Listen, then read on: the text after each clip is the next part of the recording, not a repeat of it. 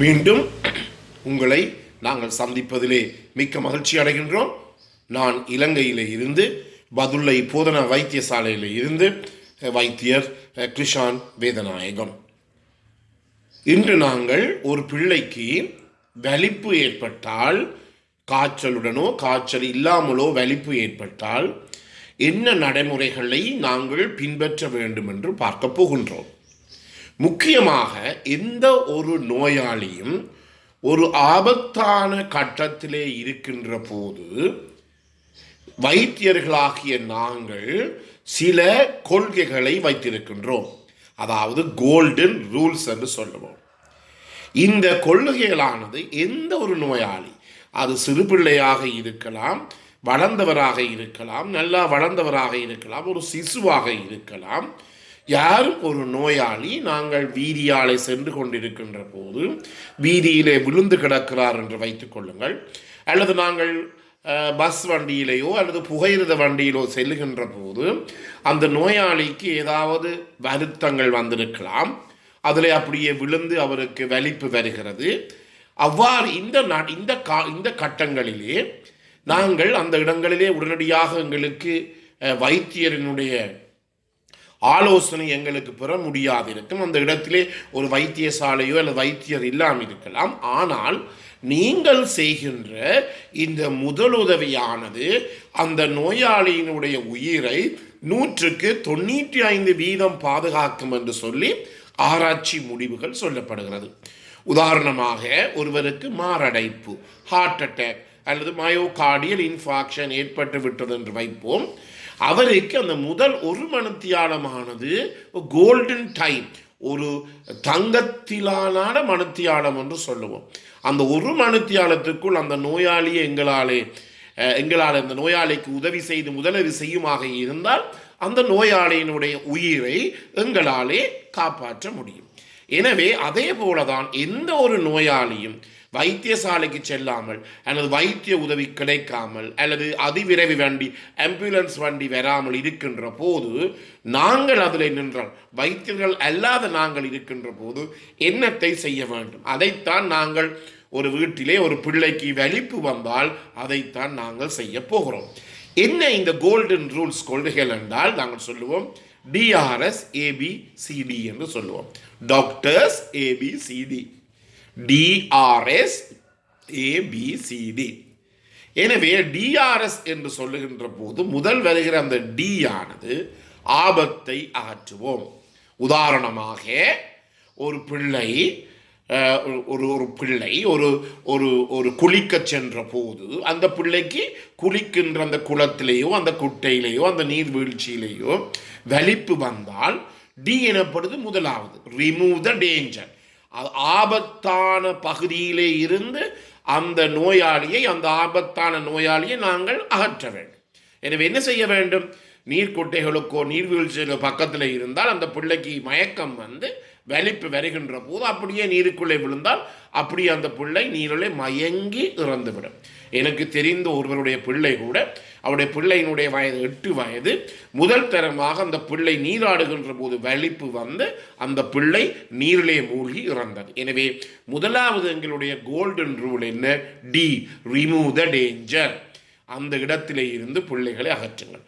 உதாரணமாக, பிள்ளை ஒரு வாங்கில இருந்து வலிப்பு வருவதாக இருந்தால் வாங்கிலே அந்த பிள்ளை வைத்திருந்தால் அந்த வாங்கிலிருந்து கீழே தவறி கீழே விழுந்துவிடும். என்றபடியான அந்த பிள்ளையை நாங்கள் நிலத்திலே வளர்த்தலாம்.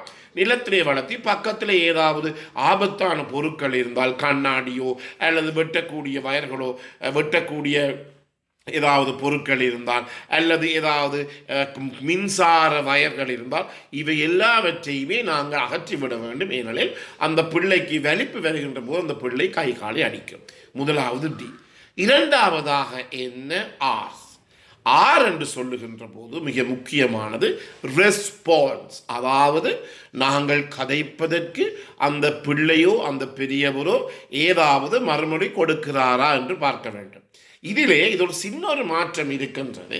இந்த வலிப்பு வருகின்ற போது எங்களுக்கு தெரியும் பிள்ளை ஒரு மயக்கம் அடைந்த ஒரு மயங்கிய நிலையில் இருக்கிறது. எனவே அந்த பிள்ளையை போய் ஆட்டி யார், உங்களோட பேர் என்ன, எத்தனை வயசு, எங்கேருந்து வரீர்கள், எங்கு போகிறன்னு கேட்பது சரியல்ல. மற்ற ஆபத்தான நிலைமைகளிலே நாங்கள் கேட்கலாம், அவர் நோயாளி பதறளிக்கிறாரா அல்லது மயங்கிய நிலையில் இருக்கிறாரா என்பதை எங்களால் பார்க்க முடியும்.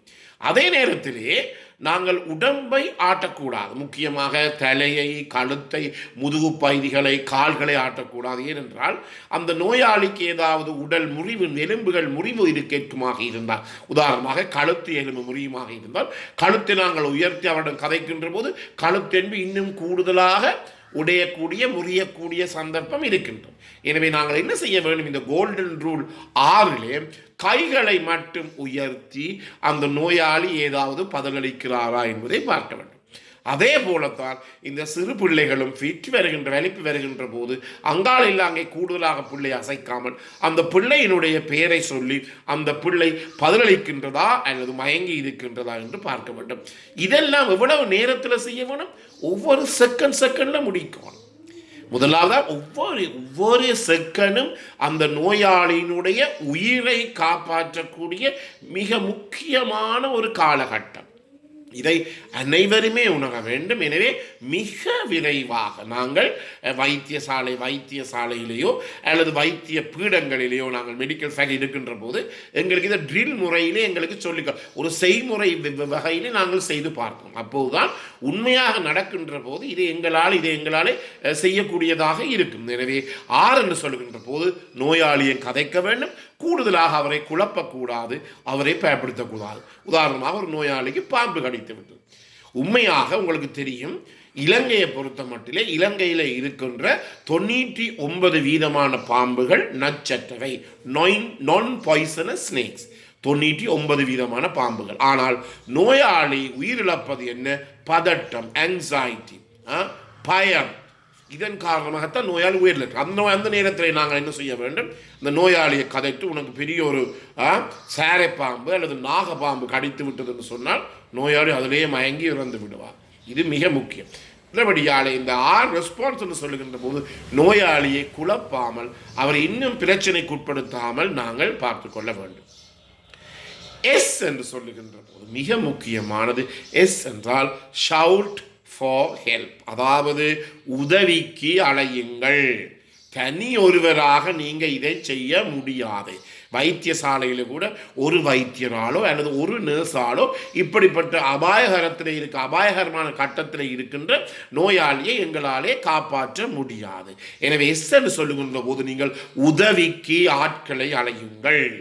எனவே ஒரு வீதியில் நடந்தால் வீதியில் போது எல்லாரையும் கூப்பிடலாம். அதை நாங்கள் பல இடங்களில் நான் செய்திருக்கின்றேன். நான் ஒரு செஞ்சிலிய சங்கத்தில் இருக்கின்ற போது கூட நான் செய்திருக்கின்றேன். எனவே முதலுதவியோ என்னவோ இன்னும் பக்கத்து பேருக்கு எனவே வருவார்கள். அவர் அந்த நோயாளியை தூக்கி ஒரு ஆம்புலன்ஸ் வாகனத்தில் வைக்கின்ற போது அல்லது வாகனத்தில் வைத்து வைத்தியசாலை எடுத்துக்கொண்டு செல்கின்ற போது நீங்கள் தனியாக அதை செய்ய முடியாது. எனவே இதன் தொடர்ச்சியை நாங்கள் பார்க்கலாம்.